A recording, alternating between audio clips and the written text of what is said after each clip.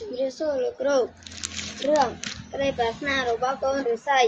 ការដើមឡើយមានកូនឫស្សីមួយដើមមិនពេញចិត្តនឹងស្លឹករបស់វាសោះវាយល់ថាស្លឹករបស់វាមានរាងវែងហើយស្ដើងពេកទៀតផងវានិយាយថាវាចង់បានស្លឹកវាដូចមាសបើបានស្លឹកមាសទៅស្អាតរុក្ខទេវតាលើដូច្នោះក៏បានធ្វើឲ្យស្លឹករបស់វាคล้ายជាមាសដូចប្រាថ្នាកូនឫស្សីសប្បាយចិត្តណាស់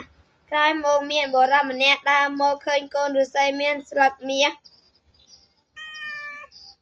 ក៏បេះស្លឹកទាំងនោះយកទៅលក់តតែអស់កូនឫស្សីនឹកឃើញថាស្លឹកមាសមិនសមនឹងវាទេវាចង់បានស្លឹកដូចកញ្ចក់វិញមិនយូររុក្ខទេវតាក៏ផ្ដល់ស្លឹកកញ្ចក់ឲ្យកូនឫស្សីដោយបំណងកូនឫស្សីពេញចិត្តណាស់ប៉ុន្តែមិនយូរប៉ុន្មានស្រាប់តែមានភ្លៀងធ្លាក់យ៉ាងខ្លាំងថែមទាំងមានខ្យល់បោកធ្វើឲ្យស្លឹកកញ្ចក់នោះបែកខ្ទេចខ្ទីអស់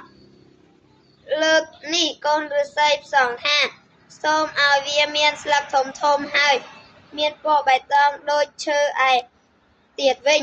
រុក្ខទេវតាក៏ជួយសម្រេចក្តីប្រាថ្នារបស់វាទៀតប៉ុន្តែបន្តិចក្រោយមកសត្វពពែបានមកដល់ហើយស៊ីស្លឹកវាអស់គ្មានសល់កូនឫស្សីនិយាយថាស្លឹកដែលសត្វដិសមនឹងខ្លួនវាមានតែស្លឹកចាស់របស់វាតែ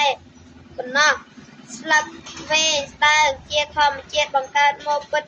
ជាសមចំពោះវាណាស់រុក្ខ